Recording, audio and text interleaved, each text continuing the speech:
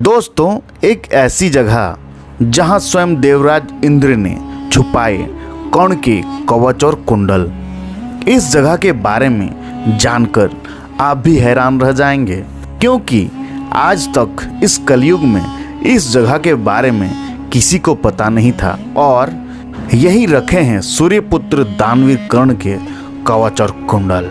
दोस्तों, धर्म और अधर्म की लड़ाई महाभारत, जहां कुछ ऐसे शक्तिशाली योद्धा भी थे जो पांडवों को अकेले ही हराने का सामर्थ्य रखते थे। और उन्हीं महान योद्धाओं में से एक योद्धा सूर्यपुत्र कर्ण भी था। लेकिन श्री कृष्ण की लीलाओं ने पांडवों को महाभारत का युद्ध हारने नहीं दिया। अपने साथ हुए अन्यायों के कारण ही कर्ण कौरवों की तरफ से युद्ध लड़े थे। कौरवों की तरफ से युद्ध लड़ने के बावजूद भी कर्ण को आदर भाव से देखा जाता है। हम सब यह जानते हैं कि कर्ण का जन्म दिव्य कवच और कुंडल के साथ हुआ था। यह कवच और कुंडल इतने शक्तिशाली थे कि इनको भेद पाना किसी भी अस्त्र शस्त्र की बात नहीं थी।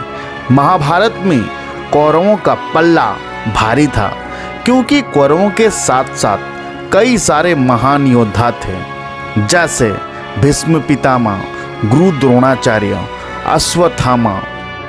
आज के युग में आप यह जानना चाहते हैं कि आखिर कर्ण का कवच और कुंडल कहाँ गया। लेकिन उससे पहले यह जानना जरूरी है कि आखिर वह कवच और कुंडल इतने शक्तिशाली क्यों थे। आखिर वह किस धातु के बने थे और उनके अंदर कौन सी शक्ति समाई थी। वेद व्यास की महाभारत में इसका वर्णन मिलता है। आदि पर्व के 112 अध्याय में एक कथा आती है, जिसके कारण हमें कर्ण के कवच और कुंडलों के साथ जन्म लेने के उसके निश्चित कारणों को भी समझाया गया है। दरअसल यह कवच और कुंडल अमृत से बने हुए थे। कहा जाता है कि यह इतने शक्तिशाली थे कि स्वयं भगवान श्री कृष्ण के सुदर्शन चक्र और साथ ही भगवान शिव के त्रिशूल से भी नष्ट नहीं हो सकते थे। उदाहरण के तौर पर आपको बता दें कि जब समुद्र मंथन हुआ था, उस समय राहु ने अमृत का सेवन कर लिया था। उसके बाद भगवान श्री कृष्ण ने उनके अंगों को अपने सुदर्शन चक्र से काटा, लेकिन वह 2 हिस्सों में विभाजित हो गया। ऐसे में राहु मरा नहीं, बल्कि 2 भागों में विभाजित होकर राहु और केतु बन गया। और उन्हीं अमृत से इन्हीं कवच और कुंडलों का निर्माण हुआ था। साथ ही वेदव्यास के महाभारत में कई बार कवच और कुंडल के साथ जन्मे कर्ण को एक युवा योद्धा के तौर पर बताया गया है। अब इसके पीछे भी एक गहरा साइंस है। कुंडल कर्ण को इतनी ऊर्जा प्रदान करते थे कि कर्ण हमेशा एक युवा की तरह जोश से भरा रहता था। उनकी रफ्तार भी हमेशा तेज रहती थी और वह एकदम चौकन्ने से रहते थे। वही उनके कवच अभेद्य था, जिसे कोई भी नहीं भेद सकता था। इसीलिए आपने अगर वेदव्यास के महाभारत पढ़ी है तो वहाँ पर हमेशा यह वर्णन मिलता है कि कुरुक्षेत्र युद्ध में कर्ण को अनेकों बार एक युवा योद्धा के तौर पर प्रस्तुत किया गया है। ऐसे में यह साफ है कि कर्ण के कवच और कुंडल इतने शक्तिशाली थे कि वह उन्हें युवा भी बनाते थे और उनकी सुरक्षा भी करते थे।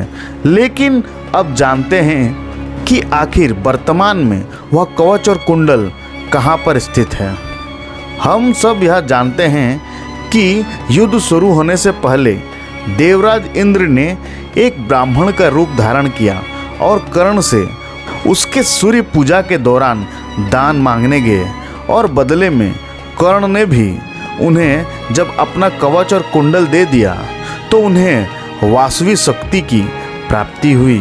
इसके बाद इंद्रदेव जब कवच और कुंडल को लेकर वहाँ से निकल गए, कहा जाता है, साथ ही हमारे पुराणों में भी वर्णित है और यहाँ तक कि महाभारत ग्रंथ में मौजूद है कि इंद्रदेव जब कवच और कुंडल लेकर अपने रथ से स्वर्ग की तरफ प्रस्थान कर रहे थे, उसी समय वहाँ एक आकाशवाणी हुई जिसमें देवराज इंद्र को कहा गया कि आपने बहुत बड़ा पाप किया है, इसीलिए अब आप स्वर्ग में प्रवेश नहीं कर सकते जब तक आपके पास यह कवच और कुंडल रहेंगे।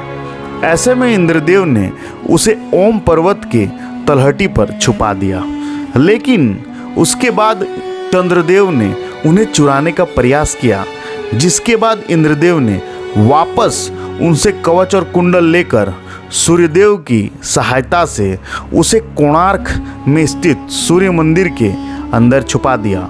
कहते हैं सूर्य मंदिर के तलहटी यानी कि उसके नीचे एक ऐसी गुफा है जिसमें कर्ण के कवच कुंडल मौजूद है, और कहा यह भी जाता है कि आने वाले कलयुग के अंत में भगवान श्री कृष्ण के 10वें अवतार यानी कि कल्कि अवतार इस कवच और कुंडल को धारण करेंगे। तो दोस्तों, इसके बारे में आपका क्या विचार है, कमेंट में ज़रूर बताइएगा। और इस वीडियो में बस इतना ही। तब तक के लिए धन्यवाद।